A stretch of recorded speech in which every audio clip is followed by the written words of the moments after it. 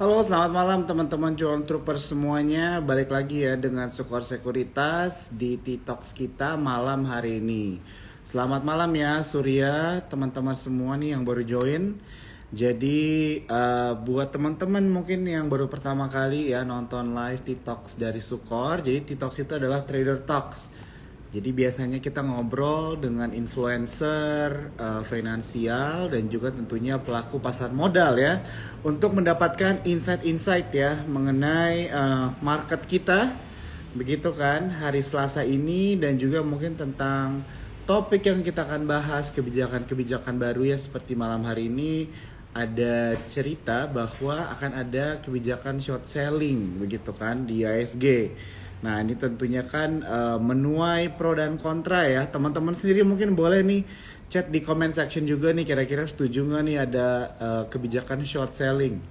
Ya, jadi kalau misalnya short selling itu kan memang ada ya, di contohnya di Nasdaq ya, di Amerika Serikat begitu kan. Nah, tapi bagaimana dengan Indonesia? Apakah Indonesia siap?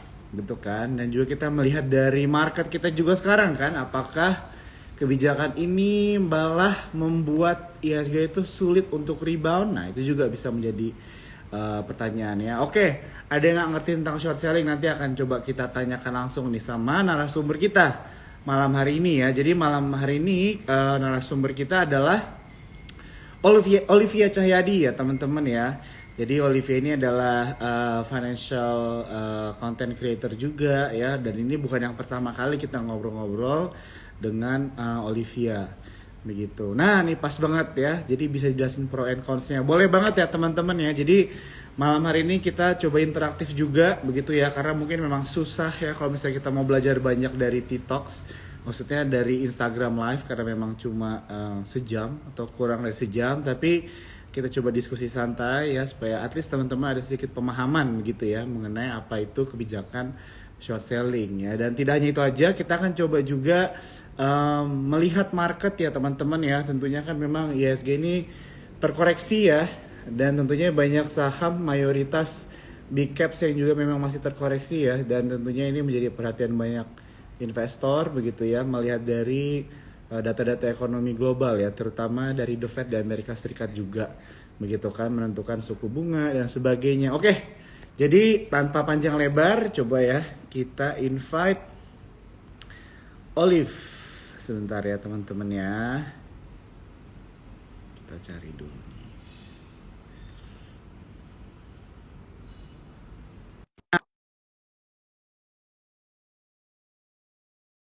Menarik dari Sukor.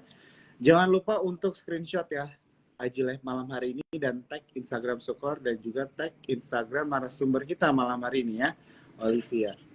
Halo. Halo. Selamat malam. Selamat malam. Suara gue oke kan? Jelas ya? Oke. Suara gue aman? Aman, selalu aman. Wih, selalu aman. Oke, apa kabar Olive? Baik. Baik ya. Jo, gimana kabarnya? Bertemu lagi kita. Baik. Iya. Soalnya udah lama juga ya kita nggak ngobrol, kayaknya tahun lalu ya, bener nggak ya? Kayak udah sebulan lewat kayaknya deh. Udah lama deh. Iya kan? Udah lebih dari 2 bulan lah kayaknya ya. Kayaknya ya, udah lumayan lama nih kita nggak ngobrol-ngobrol bareng. Iya. Jadi kita mau lihat nih, udah 2 bulan yang ngobrol bareng, apakah sentimennya masih sama atau tidak? Kita Itu lihat kan obrolan. ya. Boleh. Iya, jadi first of all gue mau say thank you dulu ya buat Olive nih udah mau meluangkan waktunya ya untuk ngobrol-ngobrol sama teman-teman yang nonton malam hari ini, dan tentunya juga buat Sukor Sekuritas ya. Kita selalu appreciate kalian-kalian gitu yang mau meluangkan waktu. Oke, jadi malam hari ini kita kan mau membahas tentang kebijakan short selling nih ya. Nah, tapi sebelum kita ke topiknya, gue mau nanya dulu dikit mengenai market kita nih gimana sekarang kan. Kalau misalnya kita lihat IHSG itu kan hari ini masih koreksi ya, walaupun cukup kecil sih sebenarnya kan. Tapi overall masih tertekan ya kalau misalnya bisa dibilang kayak gitu. Big caps kita juga masih terkoreksi, dan bisa dibilang juga sentimen positif itu masih minim sekali ya. Betul. Apalagi ditambah dengan kebijakan-kebijakan dari bursa yang baru begitu kan, yang Yes. tentunya menuai pro dan kontra gitu ya, kayak Mm-mm. FTA gitu kan, dan mungkin salah satunya mau kita bahas malam hari. Nah, tapi secara overall gimana nih lu ngelihat market? Boleh di-share nih sama teman-teman yang nonton malam hari ini. Oke, untuk market kita ya sebenarnya Ya. ya kita teman-teman udah rasain juga sih sendiri gitu ya. Market kita lagi bisa dibilang nggak genah lah gitu. Lagi outflow asingnya tuh juga sudah melimpah ruah ya. Hmm. Dari kestabilan kurs kita itu juga pasti berpengaruh sama kondisi market kita gitu, dan juga kan tahun ini kan akan ya pergantian presiden ya, jadi asing masih ngeliat nih kira-kira Indonesia ke depannya gimana, bakal didrive sama presiden yang baru gitu ya. Mungkin menunggulah kebijakan-kebijakannya seperti apa di nanti tahun periode presiden yang baru gitu. Jadi ya lagi sepi sentimen, lagi banyak berita yang buruk sih kalau di IHSG ya, lagi di pasar modal kita sekarang gitu. Dan juga tadi kayak yang Joe bilang gitu, juga ada kebijakan-kebijakan, regulasi-regulasi baru nih yang mencengangkan lah, Iya. bisa dibilang seperti itu, yang bikin kita kayak aduh kenapa sih harus keluarin regulasi seperti ini kayak gitu.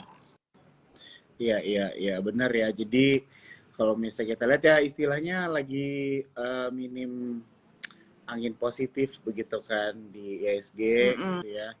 Jadi itu juga mungkin salah satunya kemarin katanya Morgan Stanley kasih underweight ya buat Iya. indeks kita. Karena salah Mm-mm. satunya adalah alasannya yang lo mention tadi ya, yang lo mention tadi. Jadi di mana menanti government yang baru begitu kan, Mm-mm. karena ada kebijakan fiskal yang baru dan sebagainya. Tentunya ini kan menjadi sesuatu yang apa ya ditunggu gitu ya. Kalau misalnya bahasa pasar modal yang seorang-seorang suka bilang kan wait and see gitu kan. Jadi Mm-mm. mungkin Mm-mm. itu ya salah satu juga mungkin bisa dibilang alasannya. Oke, nah kalau misalnya gini deh, mulainya dari sini aja. Jadi contohnya gini, gue pegang BBRI ini ya. Minusnya kan BBRI itu kemarin sampai 30% gitu Yes. kan. 20 gitu kan. Gak cuma BBRI, kemarin semua big banks Iya turun gitu kan. betul. Pokoknya blue Dan chip blue chip sama, udah pada berdarah-darah ah deh blue chip. betul gitu. Either berdarah atau enggak stagnan aja Iya. gitu kan. Ada saham-saham Yes. yang stagnan banget. Nah, kalau misalnya gue mau nanya nih, kalau kira-kira strategi investasi atau trading di saat IHSG terkoreksi ini yang baik tuh gimana menurut lo sekarang? Menurut lo dari point of view Olive aja deh, kira-kira Mm-mm. strategi yang baik di saat keadaan seperti sekarang ini itu gimana sih baiknya? Oke, kalau saat kayak gini ya, kalau gue ngomong kayak, ayo Ya. kita pasti bisa trading lah, itu kan Ah, kayak ah, sesuatu yang kayak, wah, kok kamu agak terlalu positif gitu ya. Maksud aku, mhm, ya kita sebagai pelaku pasar, kita juga harus bisa menyesuaikan dengan kondisi pasar lah gitu. mhm, Kalau misalnya kayak situasi yang lagi sekarang terjadi lah gitu, kalau kita paksain trading, sebenarnya kan bisa-bisa aja sebenarnya kalau mhm, memang pemilihan sahamnya tepat gitu ya. Tapi ya tidak bisa dipaksakan juga gitu. Kalau lagi marketnya merah, lagi bearish tapi dipaksa trading kan agak-agak bukan nggak make sense ya, agak nggak make sense lah. mhm, Kalau bisa pun hanya peluangnya kecil gitu. Jadi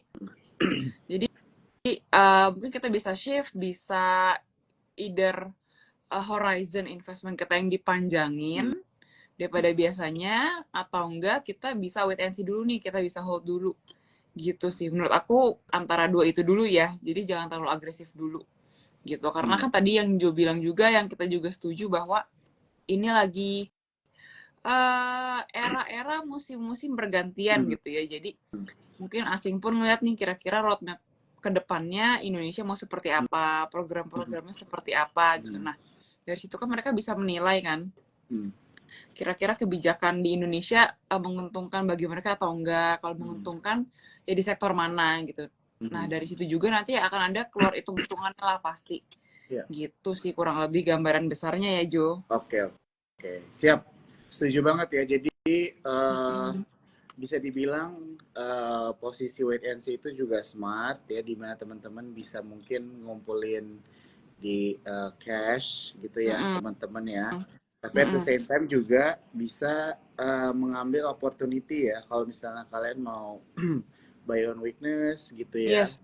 atau mau nyicil saham yang menurut kalian fundamentalnya bagus. Jadi sebenarnya semuanya balik lagi ke masing-masing kalian ya, Liv ya, Yes. gitu kan. Jadi Yes.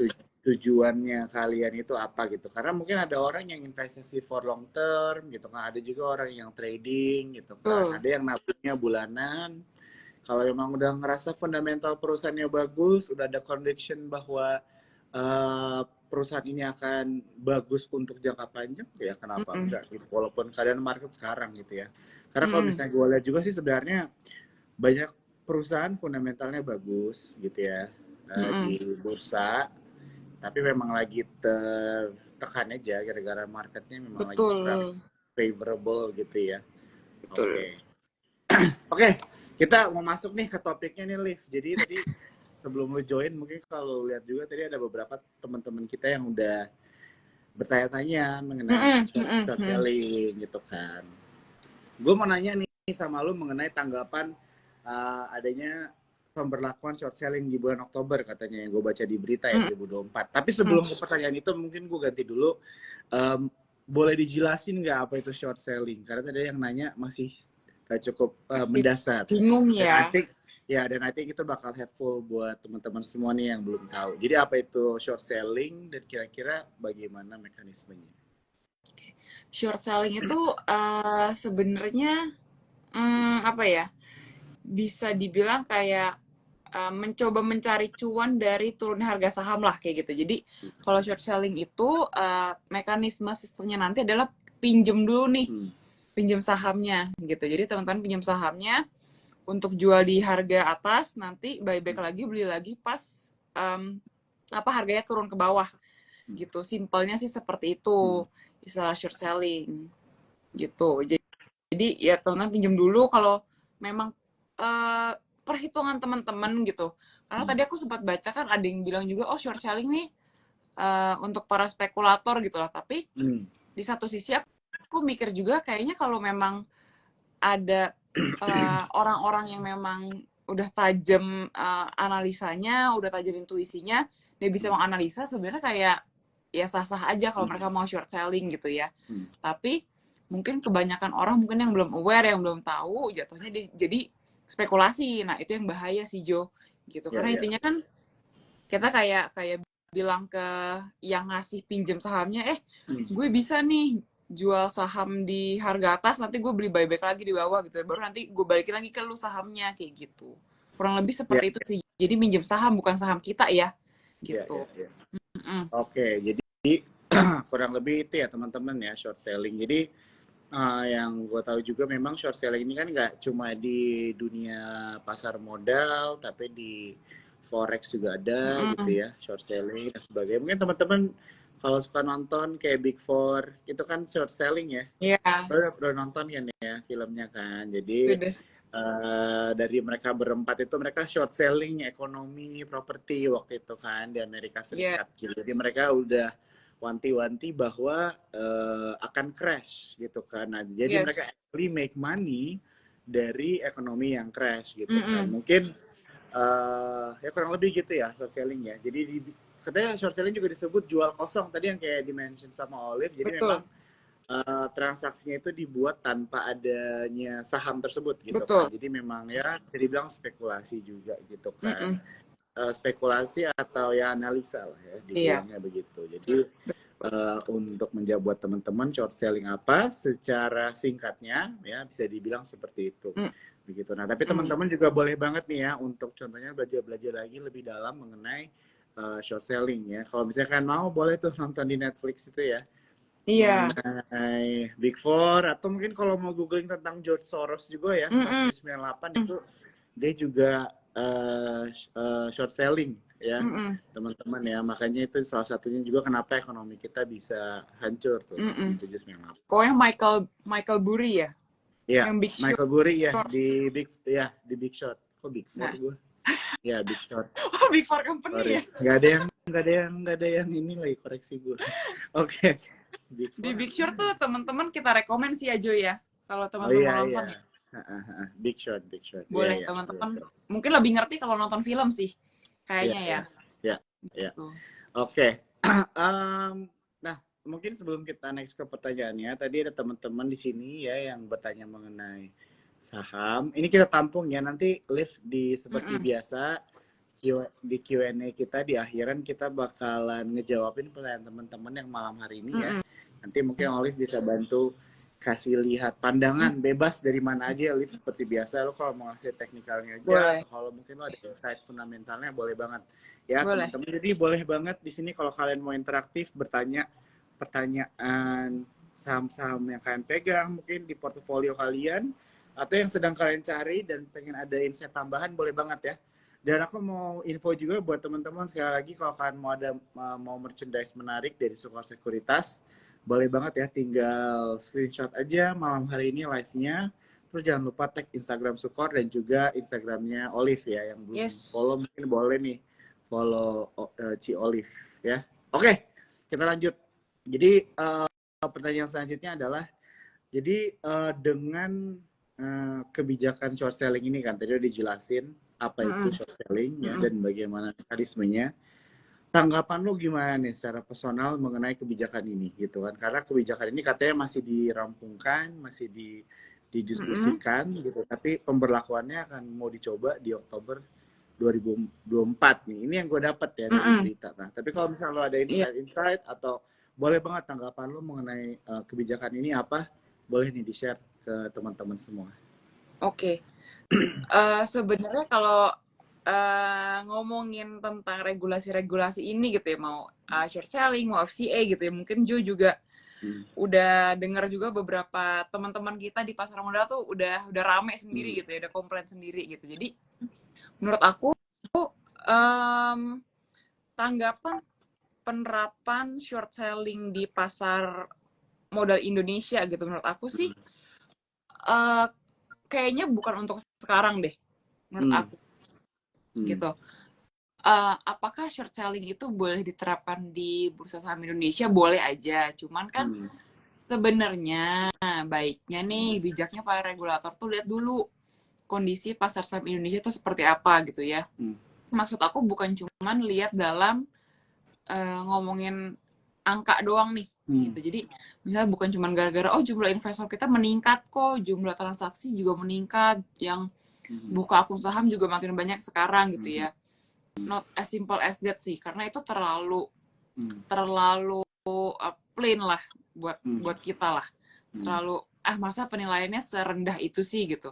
Hmm. Tapi yang perlu dan mungkin dan memangnya harus ditinjau lagi adalah apakah para pelaku pasar ini, para investor ataupun trader ini memang mereka yang udah fully understand gitu loh. Mereka yang udah ngerti mekanisme pasar saham itu seperti apa, keuntungannya seperti apa, risikonya seperti apa, volatilitasnya juga seperti apa gitu ya. Jadi jangan cuma semena-mena menerapkan aturan yang terdengarnya kayak fancy lah, keren banget gitu ya, just because di luar negeri itu udah ada lalu diterapin di Indonesia gitu. Jadi ya nggak bisa dipukul rata seperti itulah gitu. Karena menurut aku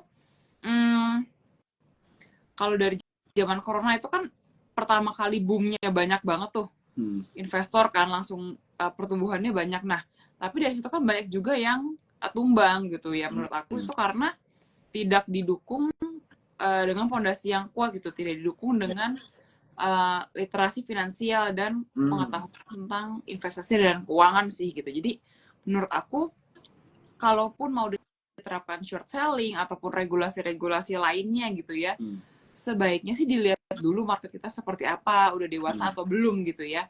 Kalau sekiranya memang sudah bisa, udah capable buat nanggapin segala macam jenis regulasinya, ya udah why not gitu. Tapi kayak yang tadi kita lihat di awal aja Jo gitu kan, maksudnya masih ada beberapa teman-teman di sini yang bingung gitu, short selling tuh apa sih? Belum dengar gitu ya.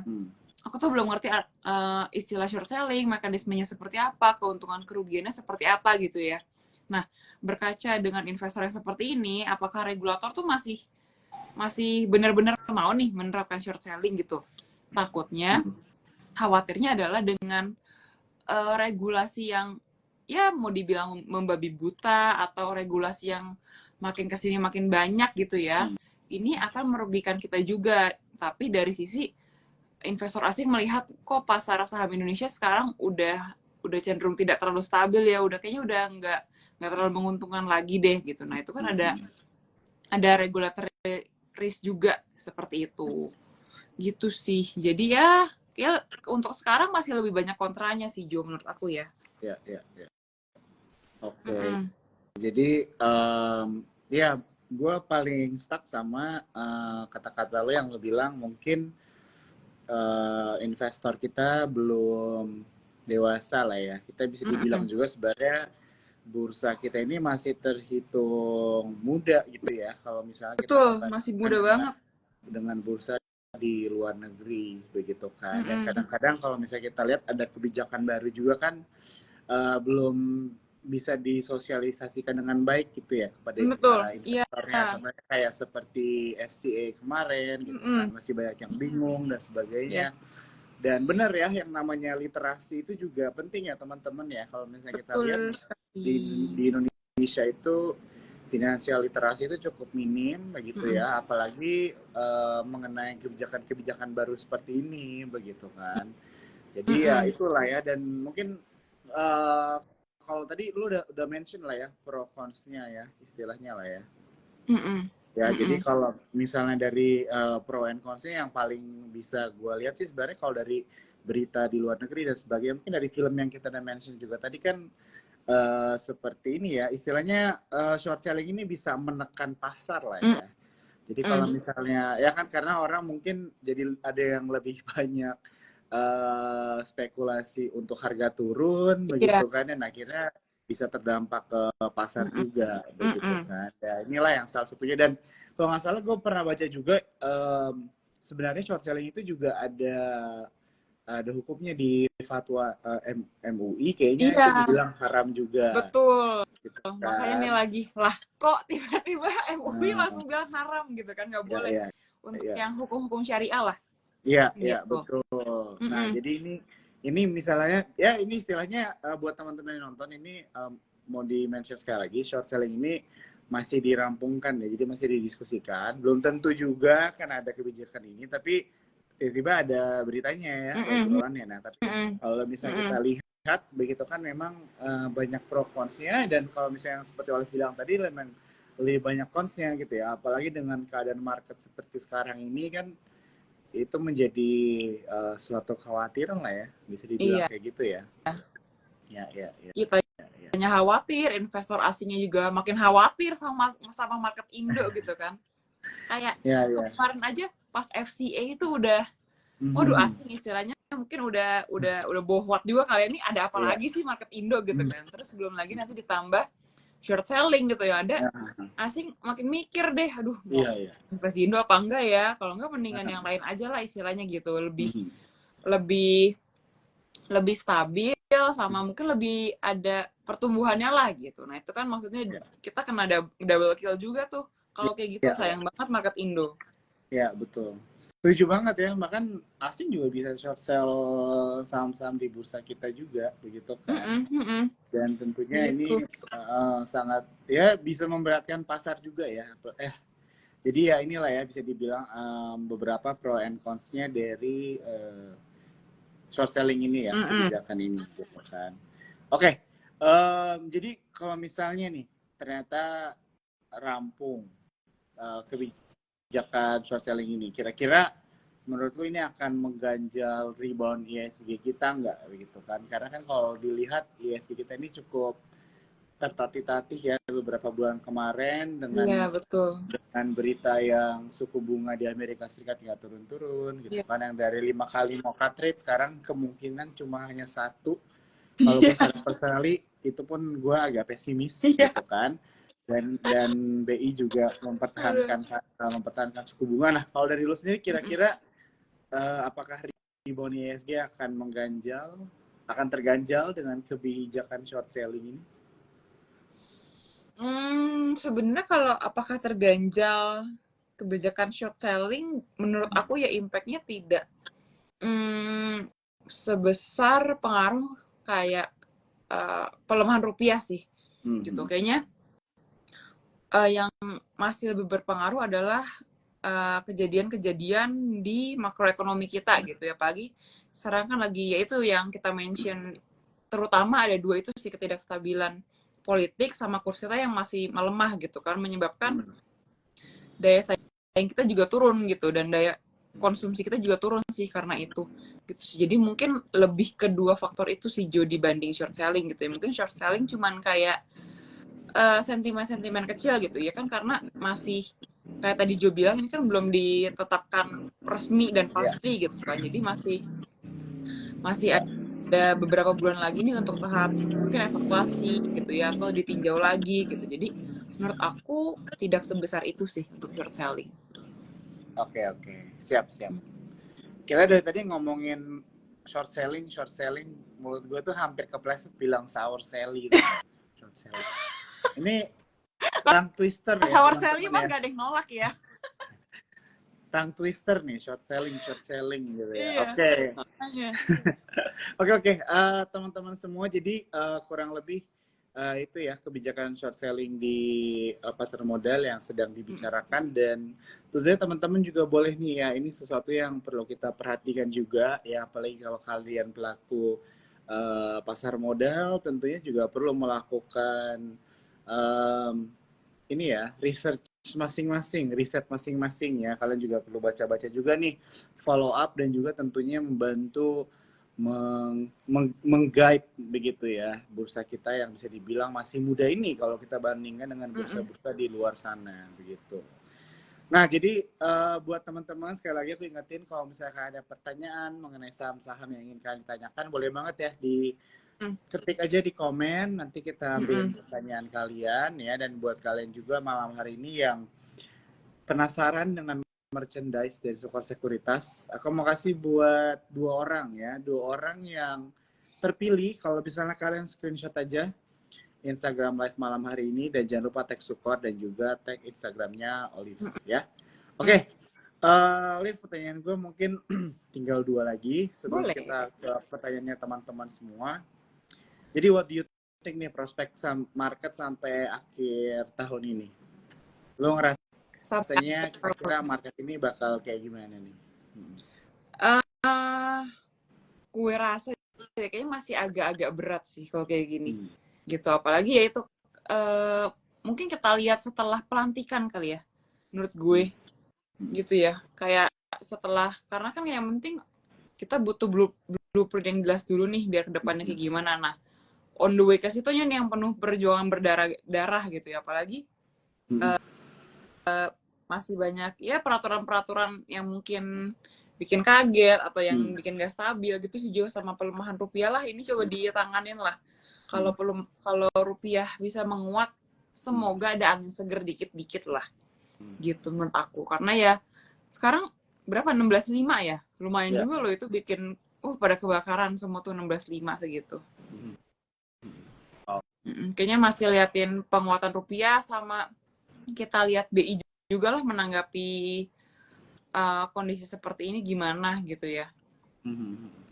Oke, kalau misalnya ngomongin mengenai sektor nih, dengan keadaan market yang sekarang, kira-kira ada nggak sektor yang lu rekomendasikan untuk diperhatikan gitu? Mungkin dari semua sektor ini yang lebih defensif, atau mungkin bisa juga lebih relatif aman begitu. Kira-kira ada nggak nih? Dan mungkin kalau ada boleh di-share sama teman-teman yang nonton malam hari ini. Kalau situasi kayak gini sebenarnya lagi agak sulit menurut gue. Kayak maju mundur kena gitu kan. Mau mereka yang fokus di lokal pun daya beli kita lagi tidak sebegitu kuat. Mereka yang mau ekspor gitu ya sebenarnya bisa, tapi kalau mereka punya beban dalam dolar itu juga pasti kena geprek juga gitu kan Jo. Jadi sebenarnya idealnya itu yang bisa ekspor tapi bebannya tuh masih rupiah. Nah itu sih sebenarnya yang enak seperti itu gitu. Kalau ngomongin kira-kira sektor yang aman gimana, mungkin kita bisa balik lagi ke defensif itu bisa ke bank. Kayaknya baru itu sih. Yang lain lagi agak-agak tricky ya, Jo, menurut gue. Lagi agak-agak susah gitu. Kalau maupun di hold, holdnya yaitu horizonnya dipanjangin. Iya, Gitu, iya, nggak iya. pendek-pendek sih. Gitu, lagi agak tricky lah. Maju mundur kena. Kalau nggak ya hold cash dulu juga boleh. Oke. Kalau nggak bisa di-shifting ke instrumen yang lebih konservatif gitu. Misalnya RDPU. Seperti itu ya, bisa dicek-cek juga. Gitu. Oke, iya. Gue setuju ya dari yang lo bilang mengenai, jadi balik lagi dengan jangka waktunya ya teman-teman ya. Either kalian go for long term gitu kan, atau very short gitu kan. Jadi tentunya ini semua menentukan kesuksesan kalian dalam berinvestasi ya. Jadi kalian tujuannya juga harus diperhatikan ya, either kalian memang trading atau investasi begitu kan. Jadi kalau misalnya memang kalian sudah investasi for long term, di dalam keadaan market seperti ini kalian nggak boleh gampang goyah gitu ya teman-teman ya. Jadi sesuaikan dengan trading plan kalian juga gitu ya. Dan tentunya follow up gitu ya dengan laporan keuangan yang sudah keluar ya setiap kuartal. Teman-teman boleh memperhatikan juga nih gimana prospek ke depannya dari saham-saham yang sudah kalian pilih ya atau investasikan. Betul. Oke, ya. Jadi satu pertanyaan lagi nih dari gua. Nanti kita mungkin coba ambilin pertanyaan teman-teman ya yang nanya-nanya tentang saham malam hari ini. Boleh. Jadi kira-kira ada nggak nih tips untuk teman-teman yang nonton malam hari ini? Apa nih kira-kira deh kalau dari lo yang perlu dilakukan di keadaan seperti sekarang ini market gitu kan? Karena menurut gue pertanyaan ini dari setiap influencer pasti berbeda-beda dari setiap orang gitu kan, karena Betul. setiap orang punya pengalaman dan cara berpikir yang berbeda. Nah tentunya pasti apapun jawabannya akan helpful nih buat teman-teman kita semua di sini, yang mungkin ada beberapa juga yang baru memulai nih investasi kan, baru mulai investasi tapi marketnya naik kayak gini bisa Iya, juga kan. Nah iya jadi benar. mungkin boleh di share nih kira-kira ada nggak tips apa yang berguna lah buat teman-teman malam hari ini. Oke, menurut aku kalau kondisi kayak gini, it's either ambil aman aja, main aman banget. Kalau enggak, kalau ngomongin saham ya, atau enggak bisa RDPU sih, RDPU cash. Kalau enggak mau ambilnya blue chip banking aja, gitu. Tapi kan blue chip banking juga lagi lumayan ya juga, lagi turun banyak gitu. Dan Ya. seperti yang kita tahu juga, banking kan penggerak indeks ya. Jadi kalau memang indeks kita mau naik ya pasti ada perlu injek juga nih ke sektor perbankan gitu. Jadi bisa dipilih 4 bank lagi pada turun, dipilih aja kira-kira yang mana yang teman-teman suka dari 4 bank itu. Lalu entry levelnya juga diperhatikan. Menurut aku di harga-harga sekarang sih udah cukup menarik ya Jo, gitu di harga-harga sekarang gitu. Tapi kalau memang teman-teman masih belum yakin dengan pasar saham, nggak ada salahnya itu pegang cash, atau kalau masih mau yang ada return-returnnya dikit, masukin RDPU juga boleh sih. Gitu. Oke, ya. Thank you ya Olive untuk Iya. jawabannya. Juga nih buat teman-teman semua ya, beberapa strategi atau bisa dibilang tips juga dari Olive buat kalian ya menghadapi market seperti sekarang ini ya. Jadi tadi dari banking benar ada beberapa juga yang actually harganya cukup menarik gitu ya. Menurut Yes. gua BMRI ini udah cukup dekat supportnya juga, BBRI juga udah terkoreksi dalam banget ya. Yes. Dan tentunya bisa dibilang harganya itu menarik gitu. Tapi kalau dari gua mungkin disarankan untuk kalau emang masuk mungkin cicil Yes. gitu ya teman-teman ya. Betul. Jangan Cicil langsung aja. all in ya. Ya, jangan langsung all in juga, dicicil begitu kan. Tapi penting juga untuk melihat jagoan dari para big bank sini juga ya teman-teman ya. Jadi kalian bisa selektif juga mana saham-saham yang lebih baik gitu ya. Kalau misalnya dari aku mungkin personally, tapi teman-teman ini ya apa di your own research juga, mungkin menurut aku yang menarik tuh sekarang BBRI sama BMRI sih gitu ya. Jadi mungkin teman-teman bisa lihat itu juga. Dan mungkin kalau dari gue sama ini ya, consumer goods juga oke lah ya, Liv, bisa dibilang sebenarnya. Walaupun sebenarnya cukup Agak. agak lambat Iya naiknya, betul. tapi biasanya ini menjadi saham pilihan ya, saham defensif di saat market lagi kurang menarik sih, biasanya begitu. Tapi tetap teman-teman Betul. lakukan riset masing-masing ya. Oke, Mm-mm. kita Nah itu coba betul ini. Jo, kata yang Gimana, Liv? traveler idea perlu jam terbang ya kalau mau trading short selling. Betul betul. Iya. Itu Oke, aku setuju tuh. kita coba ini ya. Coba ambilin pertanyaan dari teman-teman yang nonton malam hari ini.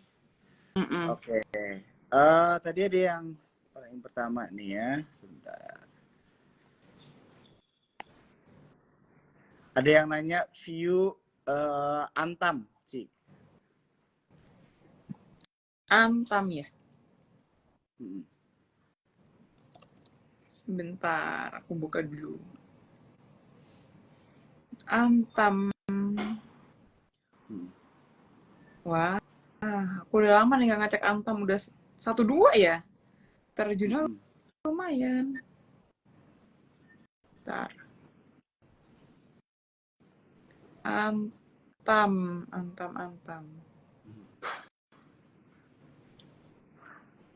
Koreksinya sih lumayan ya Antam ini.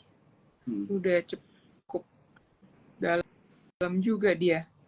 Wah, Antam ya. Aku sih masih nggak dulu deh. Belum dulu untuk Antam sih. Kayak masih mungkin bisa turun lagi dikit kali ya. Coba cek aja kok udah satu di 1.100-an deh. Gitu. Karena masih belum patah nih downtrendnya begini. Oke. Masih menguji sih, belum patah sih Antam. Better not dulu kalau aku. Better not kalau aku untuk Antam. Kalau belum masuk better not ya untuk Antam ya. Belum ada tanda-tanda sih. Coba aku cek flow-nya dulu. Iya, masih belum ada yang masuk segimana banget, belum ada inflow-nya yang cukup signifikan. Oke. Ini menarik nih. Kita lanjut lagi ya pertanyaannya ya. Tadi yang nanya Antam sudah dijawab. Ini pertanyaan dari Sio Sinchan. Malam, bagaimana dengan pandangan saham Goto nih? Waduh, Goto ya. Yap. Saham Goto ya. Wah, gimana udah gocap ya si Goto ini ya. Pandangannya untuk apa nih? Apa yang ditanyain gitu pandangannya kan karena terlalu lebar ya, aku juga bingung jawabnya. Mau dari mana? Kalau untuk masuk sih enggak, mau spek buy pun aku juga nggak mau. Gitu. Kalau dari fundamental kayaknya juga enggak deh gitu karena kemarin aku baru ngobrol sama temanku gitu ya. Kenapa sebenarnya better Grab daripada Goto gitu? Karena Goto itu sebenarnya cuma localize. Kalau Grab itu kan kita udah ada beberapa negara lah ya dan mereka dan itu works gitu loh di negara-negara luar gitu. Tapi Goto ini bedanya cuma kayak hype sesaat doang sih gitu. Jadi menurut aku kayaknya mau dipegang long term pun juga susah sih kalau kayak gini gitu. Apalagi ada notasi-notasi banyak di Goto. Aku sih enggak sih untuk Goto. Oke. Gitu. Iya. Memang udah gocap ya teman-teman Iya. ya. Dan Terus bisnis modelnya juga kayak bisa ditiru banyak gitu loh Jo. Iya. Kan mereka kan ada Gojeknya, ada GoPay-nya gitu kan. Sekarang Grab juga ada untuk ride hailing-nya, untuk makanan juga ada, untuk pembayaran juga ada gitu kan. Dan terus kalau udah kayak gitu mau apa lagi gitu kan, what else, mau gimana lagi Goto. Ya. Oke ya, jadi kalau Goto memang apa adanya aja ya teman-teman. Jadi memang tidak menarik begitu kan. Apalagi kemarin yang berita ownernya banyak yang exit ya. Dan tentunya ada FCA juga begitu kan. Jadi risky lah ya teman-teman, bisa very risky gitu. Jadi ini tanggapannya ya mengenai Goto gitu. Kayaknya enggak dulu deh Goto. Oke, teman-teman yang nanya kok di save nggak ini live-nya? Ini live-nya di save ya teman-teman ya. Jadi kalau kalian mungkin ketinggalan tadi nontonnya, Jangan khawatir, kalian bisa nonton ya di Instagramnya Sukor ya. Nanti kalian bisa nonton dari awal. Oke, ada yang nanya saham Pani nih. Kalau ngeliat Pani gimana? Wah, Pani. Mm-mm. Pani jujur aku kurang ngikutin sih kalau Pani. Bentar. Mm-mm. Pani.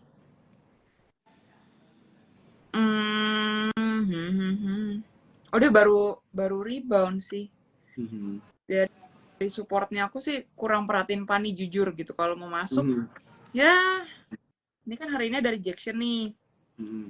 Coba aja kita lihat kalau beberapa hari ke depan ya, dia masuk ke area, ke demand area lagi di sekitar 4748 itu boleh di take buy, tapi kalau turun di bawah 47 buang dulu. Oke, Iya, oke. Pani baru masuk properti jadinya, baru berubah jadi properti. Ya. Oke, itu untuk untuk Pani ya. Dan mungkin juga kalau misal dibilang secara overall sektor properti juga kurang angin ya. Apalagi Iya, rate-nya dengan masih begitu, masih masih agak-agak berat. ya betul. Oke, kita lanjut lagi. Ini ada pertanyaan dari Michael Liang 21.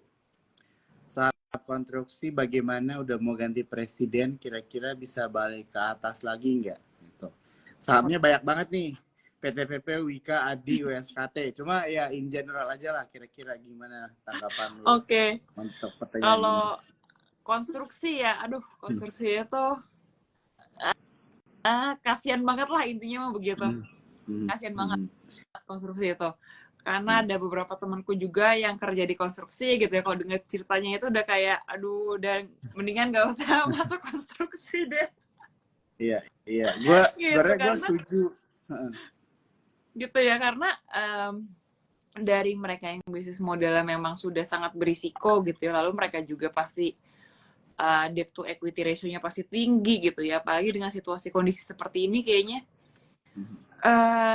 itu udah di at the very bottom lah di list orang-orang tuh adalah konstruksi menurut aku gitu ya, kayak ada harapan apa lagi nih konstruksi ini gitu kan, maksudnya ya dari yang teman-teman dengar mungkin cerita di lapangan gitu ya, atau di media sosial kan teman-teman juga udah suka baca gitu ya kisah-kisah mungkin mereka yang jadi vendor-vendornya seperti apa, pembayarannya seperti apa gitu. Nah dari situ menurut aku bisa kita nilai lah, kita lihat ternyata konstruksi ini tidak seindah yang dibayangkan lah gitu, walaupun memang dengan pembangunan yang mungkin lagi digenjot gitu pasti ada andilnya lah sektor konstruksi itu. Tapi balik lagi kan kita mikirnya oke sih ada tawaran, ada tender gitu ya, tapi apakah itu akan memberikan cuan ke perusahaan itu atau enggak gitu, atau yang ada malah suruh dibikin dulu nanti bayarnya itu beberapa tahun kemudian gitu kan. Bisnis modelnya kan seperti itu ya sebenarnya konstruksi gitu, jadi bangun dulu baru nanti dijual seperti itu gitu sih Jo. Kalau konstruksi agak susah ya Jo ya. Iya.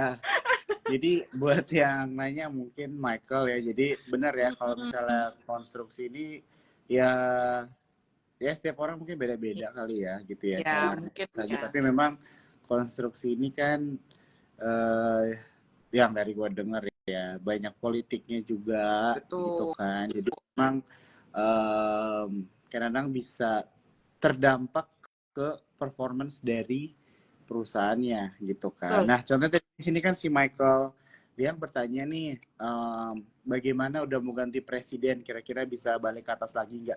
Jadi sebenarnya bukan faktornya ya, kalau my opinion ya, mungkin Olive juga bisa koreksi. Faktor dari saham konstruksi ini nggak naik bukan hanya karena pergantian presiden aja gitu, karena ada proyek baru, tapi juga tentunya dari suku bunga kita gitu kan. Betul. Jadi kenaikan suku bunga ini kan secara nggak langsung meningkatkan beban-beban material dari sektor konstruksi ini teman-teman. Jadi kan dengan kita suku bunganya masih di angka yang sama begitu kan, di Amerika juga tidak ada tanda-tanda menurunkan suku bunga mereka anytime soon. Jadi memang bisa dibilang emiten konstruksi ini masih tertekan begitu ya. Apalagi saham-saham konstruksi BUMN nih teman-teman ya yang memiliki utang besar gitu. Jadi tentunya kan ini berdampak ke laba emiten mereka begitu. Jadi Mm-mm. inilah Mm-mm. cerita mengenai sektor konstruksi gitu ya. Jadi cuma tidak serta merta hanya pergantian presiden, tapi itu juga harus melihat dari keadaan ekonomi juga sekarang gitu kan. Karena tadi bisnis modelnya kan udah dijelasin sama Olive, itu banyak pembayarannya tuh bisa di depan gitu kan, bisa di belakang, tapi itu biasanya jangka panjangnya tuh ada gitu ya, jangka waktunya itu ada, dan disitulah Mm-mm. pembayaran keluarannya bisa berfluktuatif sesuai dengan suku bunga yang ada gitu. Mm-mm. Betul. Ya, ya, oke, kita lanjut lagi. Ini ada yang nanya ASI sama Telkom nih, udah gua ping. Wah, asik Telkom ya. Sebentar. Hmm. Asik. Oh, tadi kita kan ngomongin properti juga ya, Ju ya, dengan suku bunga kayak Aha. gini ya lagi susah kan, tapi Hmm. ya sebenarnya kita berharap dari suku bunga itu kali ya. Salah satu Iya, angin segarnya mungkin sentimennya ya. iya, betul, Gitu. betul. Kayak untuk Astra. Hmm. Astra kayaknya masih nggak dulu deh. Gitu, dari fundamentalnya emang masih turun, Hmm. ditambah lagi dengan teknikalnya seperti ini gitu ya, masih Hmm. downtrend banget, belum sempat nembus-nembus, kayaknya Astra nggak dulu. Dan juga memang by history pun 5 tahun itu Astra sideways tipenya Hmm. gitu. Jadi Astra sih nggak dulu buat aku gitu, Hmm. belum ada eh, sesuatu yang menggairahkan lah gitu. Kemarin juga ada penurunan di penjualan gitu ya, di LK-nya juga turun. Coba kita lihat dulu nanti seperti apa untuk Astra. Kalau Telkom, dia sih lagi secara teknikal ya, lagi menuju resistennya sih. Kemarin mantul nih 2 kali di 27 gitu menuju resisten. Kita lihat dulu. Nanti kalau udah sekitar ya 3 ribuan lah, itu kan daerah resistennya. Kita lihat di sana harganya apakah bisa break ke atas atau mantul lagi ke bawah. Kalau misalnya mantul lagi ke bawah, coba tunggu di demand-nya aja di 28 gitu, 27 28. Nanti kalau dia mantul ya nanti TP-nya di 3000, kalau enggak cut loss kalau di bawah 27. Oke, oke. Mm-mm. Ya, ya. Telkom, ya menarik ya ini, soalnya apalagi lagi banyak diskusi mengenai Starlink masuk juga kan. Iya, Jadi apakah akan istilahnya membuat sektor telekomunikasi ini melakukan tembusan-tembusan baru gitu oh ya, karena ada iya, menurut lu kompetitor gimana tuh Jo? baru. Starlink, si Starlink. Oh, sebenarnya Reviewnya sih ada, bagus ya barangnya. Reviewnya sih iya oke sih, barangnya. iya sih. Tapi sejujurnya aku juga belum pernah pakai kan, jadi nggak tahu ya, Hmm. gitu kan. Jadi tapi sebenarnya harganya itu katanya sama sih sebenarnya. Di sini baik yang bilang harga Starlink itu mahal. Coba kalau di Iya. Amerika sebenarnya harganya mirip-mirip ya teman-teman. Itu sekitar $200-300. Kalau di sini kayak kemarin harganya 4-5-6 juta lah, nggak salah ya. Gitu kan. Jadi tentunya ini kan menarik sih ya, persaingan menarik ya. Satelit lawan tower nih istilahnya gitu kan. Iya, Karena kan kalau di kita iya. kan masih pakai pertawuran gitu kan. Nah, tapi kalau misalnya bilang bagaimana dampaknya, mungkin bisa ada dampaknya ya, tapi semua itu tergantung dari kebijakan pemerintah juga sih, gitu Mm-mm. kan. Jadi apakah nanti mungkin ada kebijakan sesuatu yang istilahnya membuat sektor telekomunikasi ini memang harus menaikkan apa ya, memperbarui lah ya istilahnya layanan Mm-mm. mereka, Mm-mm. begitu kan, atau mungkin mempersulit Starlink untuk beroperasi di Indonesia juga gitu kan, jadi bisa both Akan ways ada juga. win-win situation lah intinya nanti. Iya, Kita lihat gitu, aja jadi win-win nanti kita lihat situationnya juga gimana. sih, tapi kalau so far sih kayaknya belum ada yang berubah ya, walaupun Starlink udah masuk juga begitu kan. Mm-mm. Mm-mm. Jadi ya ini bisa jadi sesuatu ya teman-teman, perhatikan juga nih kira-kira. Nah tuh Starlink Oh iya, kena karena regulasi regulasi dan limit. limit. Nah jadi itu bisa dipersulit atau memang dibiarkan aja supaya sektor telekomunikasi ini bersaing gitu. Tapi sekali lagi dimention ini satelit versus tower gitu ya Iya. teman-teman ya. Jadi ya inilah sesuatu yang harus kita perhatikan juga gitu. Mm-mm. Oke, satu pertanyaan lagi kali ya, teman-teman. Ini ada yang nanya, coba kita lihat. Ini tadi ada yang nanya Pani udah dijawab ya. Nanti Pani kalian boleh nonton udah. lagi dari awal ya. Ada yang nanya Bris nih, gimana? Bris, Hmm, bris, Bris. bris, bris. Wah, 5 hari ke belakang dia naik sih, 8,7% ya. Iya nih, bris lagi oke ya. Bentar ya, bris itu coba. Karena dia kan udah mau kalau sebelumnya ya di 26 itu dia rejection candle sih. Dan dia kan turun lagi. Jadi ini kan udah mau TW 26 nih. Hmm. Sebenarnya sih ada double bottom gitu ya. Cuma kita lihat dulu deh di 26 dia seperti apa. Apakah nembus atau dia akan balik lagi ke bawah gitu. Karena khawatirnya karena ada 2 candle di bulan Maret nih sama di bulan Mei ada 2 rejection candle gitu yang bikin kayak seolah-olah ada 2 gunung di atas lah gitu. Takutnya tidak nembus lagi gitu, malah jadi pelan-pelan downtrend gitu untuk bris. Better lihat dulu di 26 kayak gimana nanti gitu. Oke. Ini buat yang belum masuk ya. Ya. Betul. Oke, teman-teman, udah dijawabin ya pertanyaannya semua sama Olive ya. Buat teman-teman kalian semua, kalau misalnya tadi aku lihat ada beberapa pertanyaannya sebenarnya udah dijawab ya. Dan itu kalian bisa nonton aja dari awal di Instagramnya Sukor Sekuritas ya. Dan buat teman-teman juga malam hari ini yang mau merchandise Mendaki Sukor, aku mau kasih buat 2 orang. Jangan lupa untuk screenshot aja ya Instagram live kita dan tag Sukor dan juga tentunya tag Instagramnya Olive. Thank you. Merchandise support tuh bisa lucu loh. Thank you Cici Om. Gue dipanggil Om loh. Aduh. Wah, thank you Om. Udah langsung gue matiin aja. Oke, Liv, gue mau say thank you dulu ya buat waktunya dan buat teman-teman semua malam hari ini.